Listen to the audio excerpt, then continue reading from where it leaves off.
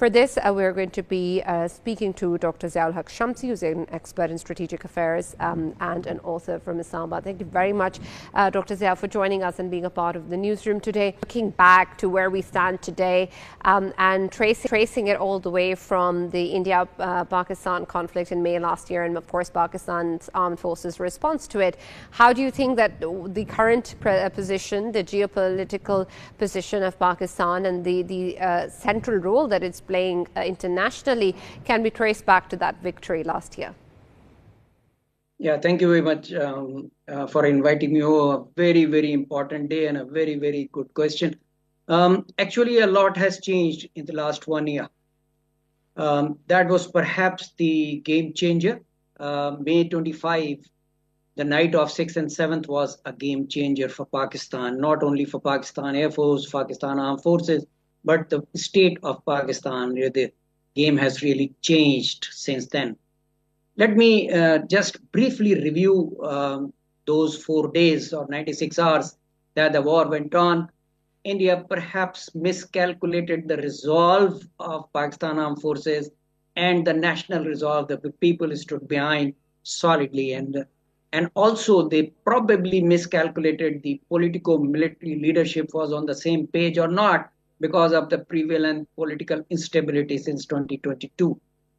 That made them really excited, and because Prime Minister Modi had said after 2019 debacle that if Rafale were here, then the result would have been different. But now in 25, the Rafale were there, S-400 were there, Harpies and Herons were there, and they tried to intimidate Pakistan once again. They tried to test it.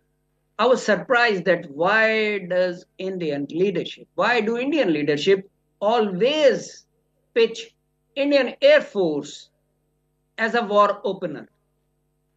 History is replete with instances where Indian Air Force was outsmarted, outshot by Pakistan Air Force. Yet, once again, Indian political leadership forced Indian Air Force to go into as a war opener on the night of 6th and 7th, exactly about 15-16 days after the Pahalgam incident.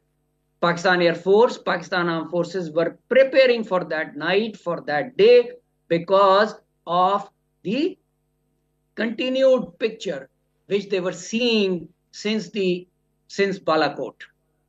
Because that also happened about 15 days after Pulwama. So Pakistan Air Force was ready, and 23 minutes of brazen attacks unprovoked against Pakistan's counterforce and counter-value targets on the night of 6 and 7, and then mounting over 80 aircraft and a very small war zone was really very, very aggressive move by India.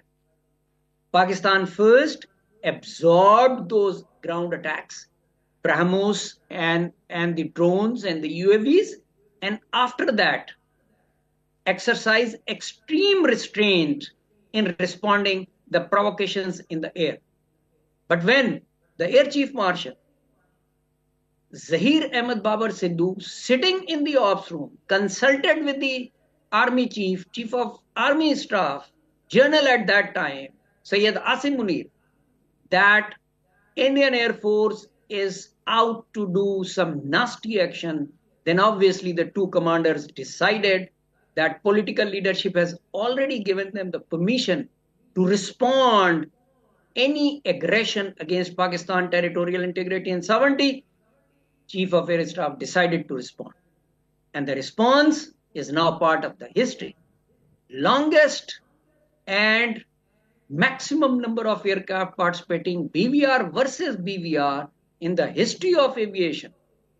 That took place for 58 minutes, and Pakistan Air Force, alhamdulillah, came out victorious, shooting down at least 4 Rafale aircraft, 1 Su-30 MKI, 1 MiG-29, and 1 Mirage 2000, and 1 Israeli drone.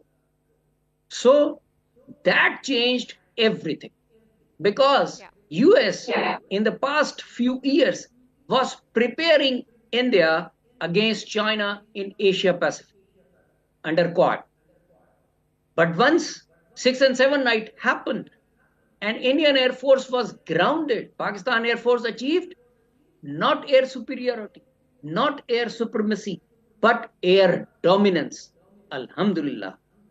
When this was seen, Indian Air Force remained grounded for the next all 2 days and then again 7 days. That means they were out of action as far as those 96 hours were concerned. And Pakistan Air Force then operated freely on Indian skies. And that led, or that opened the eyes of the Western world, particularly US, who was preparing India against China. And India was very clearly told that if you cannot handle Pakistan, how will you handle China? And very recently, Pakistan Air Force made a very sober claim of 6 aircraft. But it was Donald Trump, president of the US, who said no, 7 aircraft were shot. And only 48 hours ago, he said that 11 aeroplanes were shot. Who should you believe? We are happy that our claims were much below the losses that the Indians have suffered. So once that happened, and in last 1 year, what your question is, that changed the game. Pakistan emerged, alhamdulillah, as a very, very strong, not regional player, but a global player who is now trying to... That has been very evident in the ways that the entire international community is looking at Pakistan. Thank you very much, Dr. Ziaul Haq Shamsi, for joining us and sharing those views, because it's essential to appreciate Pakistan's